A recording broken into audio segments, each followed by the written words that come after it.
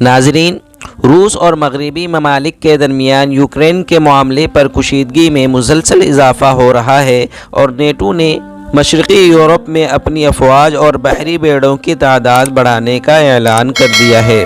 اس کے علاوہ امریکہ نے بھی یوکرین پر ممکنہ روسی جارحیت کے پیش نظر 8,500 اہلکاروں کو ہائی الرٹ کرنے کا اعلان کیا ہے۔ خبر رساں ادارے روئٹرز کے مطابق نیٹو کے اقدام سے اندازہ ہوتا ہے کہ مغربی ممالک نے یوکرین پر روس کے ممکنہ حملے کے مقابلے کی تیاریاں شروع کر دی ہیں۔ روس اگرچہ یوکرین کی سرحد پر 1 لاکھ سے زائد فوجی تعینات کر چکا ہے، لیکن ساتھ ہی یوکرین پر حملے کے عزائم سے انکار کرتا ہے۔ لیکن یوکرین کے معاملے پر روس اور مغربی ممالک کے درمیان بڑھتی ہوئی کشیدگی پر عالمی سطح پر تشویش پائی جاتی ہے۔ حالیہ کشیدگی کا آغاز گزشتہ برس سے ہوا ہے، لیکن یوکرین اور روس کے درمیان تنازعات کی تاریخ بہت لمبی اور طویل ہے۔ ناظرین، اس کا تاریخی پس منظر یہ ہے کہ سوویت یونین میں شامل ہونے سے قبل یوکرین روسی سلطنت کا حصہ تھا۔ 1991 میں سوویت یونین کا خاتمہ ہوا تو یوکرین سمیت 14 آزاد ریاستیں قائم ہوئیں، لیکن یوکرین کو علیحدہ ملک کے طور پر تسلیم کرنا کئی تاریخی اسباب سے روس کے لیے مشکل رہا ہے۔ روس اور یوکرین کے تعلق کی تاریخ 9ویں صدی سے شروع ہوتی ہے، جب کیف قدیم روسی سلطنت کا دارالحکومت بنا تھا اور سن 988 میں شہزادہ ولادیمیر نے روس کو آرتھوڈکس مسیحیت سے متعارف کرایا تھا۔ آج یہی شہر یوکرین کا دارالحکومت ہے۔ سن 1654 میں روس اور یوکرین ایک معاہدے کے تحت زار روس کی سلطنت میں متحد ہو گئے تھے اور بعد میں یہ سوویت یونین میں بھی ساتھ رہے۔ اٹلانٹک کونسل کے لیے اپنے ایک مضمون میں سابق سفارتکار بوگدان ویٹوٹسکی نے لکھا ہے کہ سوویت یونین میں شامل ہونے سے قبل روسی سلطنت کے دور ہی سے یوکرین کی علیحدہ شناخت برقرار رکھنے کی کوششوں کو دبایا گیا۔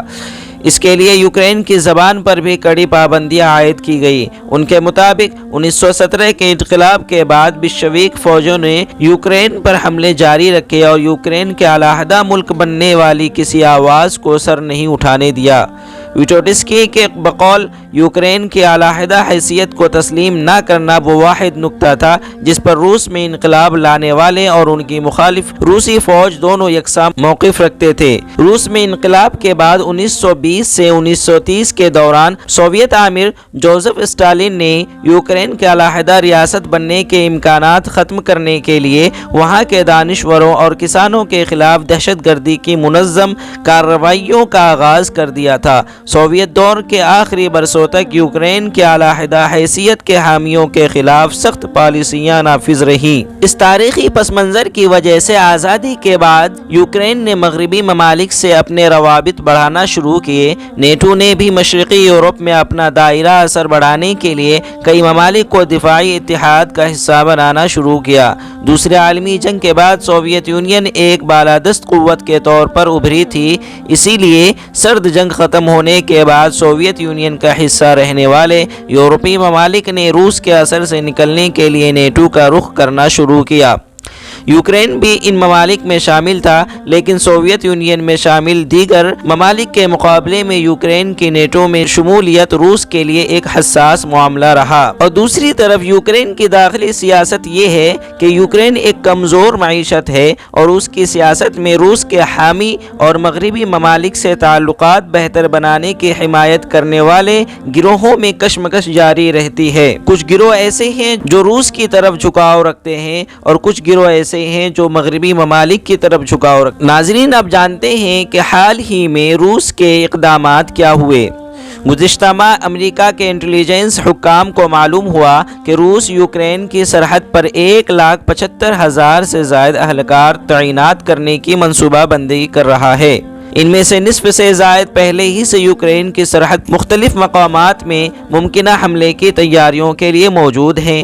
گزشتہ ماہ یوکرین کے وزیر دفاع نے تصدیق کی تھی کہ روس کے زیر انتظام کرائمیا میں 94,000 سے زائد روسی فوجی تعینات ہیں۔ انہوں نے رواں برس جنوری میں کسی ممکنہ تصادم کا خدشہ بھی ظاہر کیا تھا۔ روس نے اس بارے میں موقف اختیار کیا تھا کہ وہ اپنی سرزمین پر فوج تعینات کر رہا ہے، جس کی وجہ سے کسی اور کو پریشان نہیں نہیں ہونا چاہیے۔ ناظرین، آخر وجہ کیا ہے کہ ان دونوں ملکوں کے درمیان کشیدگی بڑھ رہی ہے؟ واضح رہے کہ روس یوکرین پر 2015 کی جنگ بندی معاہدے کی خلاف ورزی کا الزام عائد کرتا ہے۔ اس کے علاوہ معاہدے پر عمل درآمد نہ ہونے کے لیے مغربی ممالک کو بھی مورد الزام ٹھہراتا ہے۔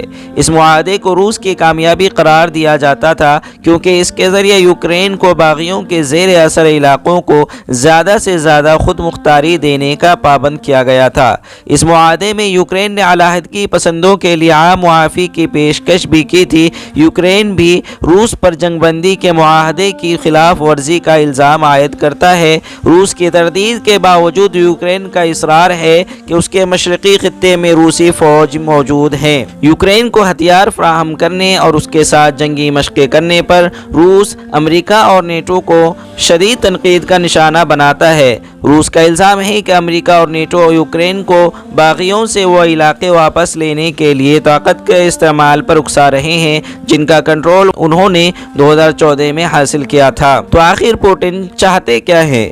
روس کے صدر پوٹن کو خدشہ ہے کہ مغربی ممالک سے بڑھتے ہوئے تعاون کی وجہ سے یوکرین روس کے خلاف نیٹو کے میزائلز کا لانچ پیڈ بن جائے گا۔ صدر پوٹن نے جولائی 2021 میں اپنے ایک مضمون میں لکھا تھا کہ روس اور یوکرین کے تعلقات کی بات ہوتی ہے، میں یہی کہتا ہوں کہ ہم تاریخی طور پر ایک ہی ہیں۔ وہ یوکرین کی نیٹو میں شمولیت کو ریڈ لائن قرار دیتے ہیں۔ روس تاحال یوکرین پر حملے کے امکانات کو مسترد کرتا رہا ہے۔ اس سے قبل یوکرین کی سرحد پر حالات کشیدہ ہونے کے بعد روس نے نیٹو سے چند ضمانتیں مانگی تھی جن میں یہ بات بھی شامل تھی کہ نیٹو اس کی سرحد کے ساتھ کارروائیاں نہیں کرے گا اور یوکرین کو مغربی فوجی اتحاد میں شامل نہیں کیا جائے گا۔ روس یہ مطالبہ بھی کرتا ہے کہ نیٹو میں یوکرین کی شمولیت کے معاملے پر اسے ویٹو کا حق دیا جائے۔ امریکہ اور نیٹو ان مطالبات کو مسترد کر چکے ہیں اور ان کا موقف ہے کہ یوکرین کسی بھی اتحاد میں شامل ہونے کا فیصلہ کرنے کا حق رکھتا ہے۔